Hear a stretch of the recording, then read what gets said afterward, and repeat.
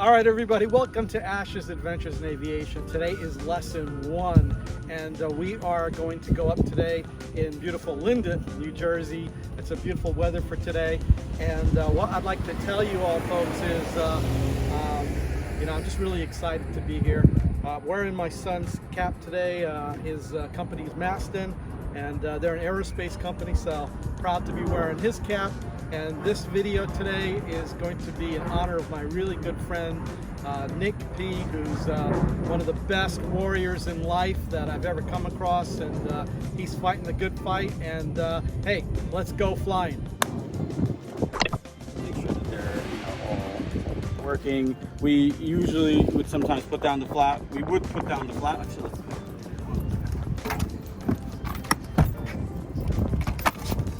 clear flap.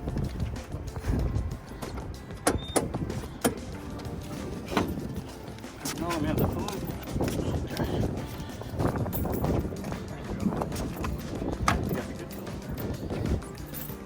Okay, so first things first, you want to check that these are non-binding, so it does have to move a little bit. Yeah. You see how I keep my hand there, so if a wing comes, it doesn't just chop my fingers off. Right, okay. Next thing is we walk around here, and we just walk here, make sure everything is good. Watch the spider, you're about to touch him. Okay. Pull this up, hold it, and then check those two.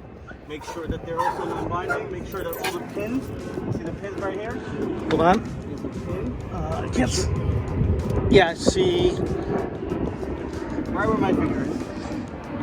Yeah, I see that. It's a tiny pin. Yeah, so that makes sure the pins are inside. Okay. I walk around here. I usually give a little tap to the ring just to make sure that it's, connected. Right. Come around here. Check the fuel, which is 100 low lead. We're good still on fuel. It's almost at the tabs. And what are you checking for there? Where are the tabs? Oh, I see the tab. This is Okay. the tab. Yeah. So it basically tells you that it's about, so you have about 17 gallons in here because it's a little bit below the tab. Okay. Make sure this is closed and locked. Okay. Walk around here, by here, open up this. So now you have to know what kind of engine it is. It's direct driven, air cooled, horizontally opposed, light cooled. Okay.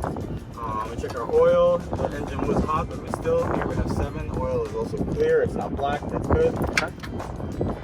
Has she flown today? Yeah. Then coming around here with this one. I don't know if that matches the engine, but Yeah, so it's actually a 150, I think. That's why I said I think, so I don't want to be, but we'll look it up.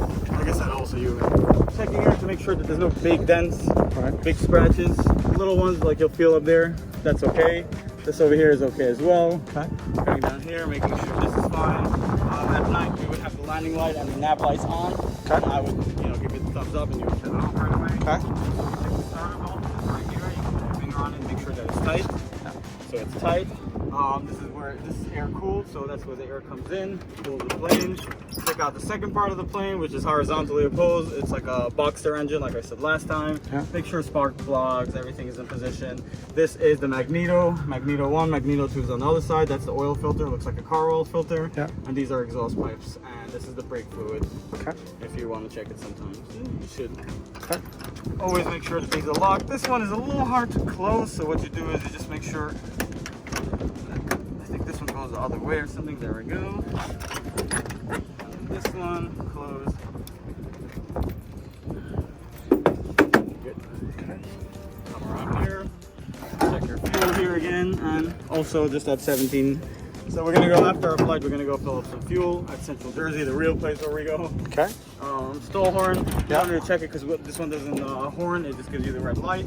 But if you want to, you could be in the plane and I would press it up and you say, hey, it's working. Okay. Again, a little tug on this. Pulling the ailerons, making sure that you see if I pull up, it comes to me. Pull down, it goes the other way. Right. Yeah. Same story with the pins down here. And these should be doing the opposite on the other side, right? Exactly. Okay. And then coming around here, making sure that this one is non-binding as well, which it is, meaning it's just a little bit loose. Okay. Coming around here, making sure that knowledge is okay, everything is good, no weird dents, cracks, or anything. Remember when we spoke about why this is like this. This is the trim tab, this is the elevator, this is the rudder. Just making sure everything is okay over here. Around here. Make a little tug. Look at the antennas, make sure the antennas are in proper position. The antennas below are in good position. This is your ELT antenna, this is the emergency locator, transmitter, and that's your beacon light that should always be on. Okay. And some of the are operating, some are not. These used to be GPS, I think, but they're not working. We have the GPS, black one with GPS inside. Okay. And that's a walk around. So the first leg of our lesson was to take off from Linden, practice a few turns, and then land in Central New Jersey Regional Airport 47 November to refuel. The first thing is you gotta ground the plane. Yeah. That's another one of our planes coming in. Remember he said he's gonna come over the field? Oh.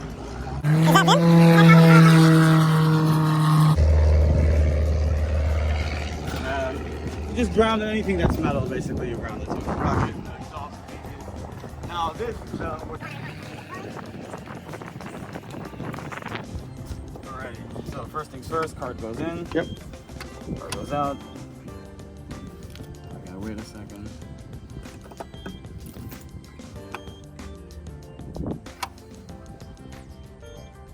Okay, is the plane grounded? Yes. You want it in gallons? B. We're gonna say 40. You can put any number in. Just do anything over 40. Sure. It won't charge you for 40. It charges you what you use. Right.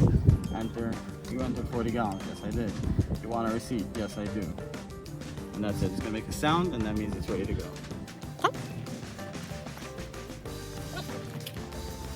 Just like a regular. You have electric, of course. There we go. Ready to go.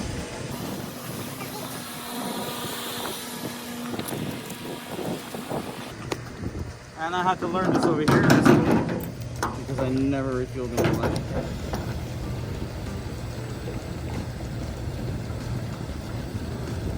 Now I'm not going to go too much on the fuel because of the weight and everything. Right. So I'm just going to go a little bit higher than the tabs on this one. That's good. Not much. And this is 100 LL, right? 100 low lead, yes.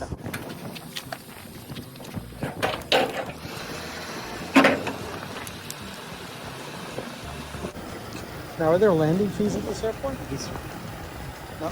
is the landing fee. They just want you to... I mean, there's no. Some airports have landing fees, some don't. How do you pay the landing fee? You go to the FBO. So like, let's say if we want to stop at Monmouth, we're gonna go to Monmouth. Okay. So if we want to stop at Monmouth, it's $25. If we want to just fly and do touch and goes, nothing. Okay. Remember, it's the tax money at work. Now we gotta take that off. Yep.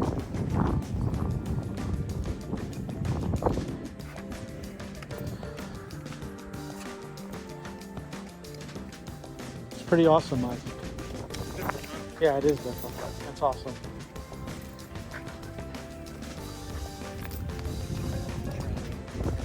Now we're literally 20 miles east of Pennsylvania.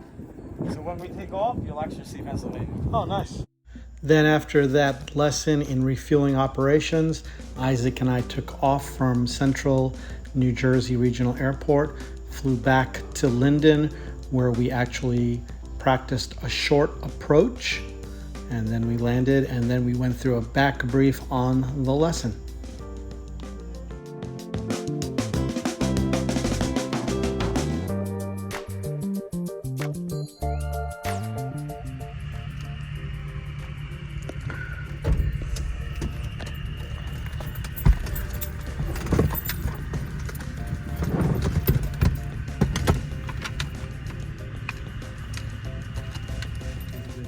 Happens before 500 feet edge up, we're gonna use shallow banks and try to land straight ahead anywhere that we could land. Okay. If we have an engine failure about 500 feet, we'll try to turn to the runway or land in the most appropriate landing site that using shallow banks as well. Don't turn this, because this is what happens if you don't turn like that. Right.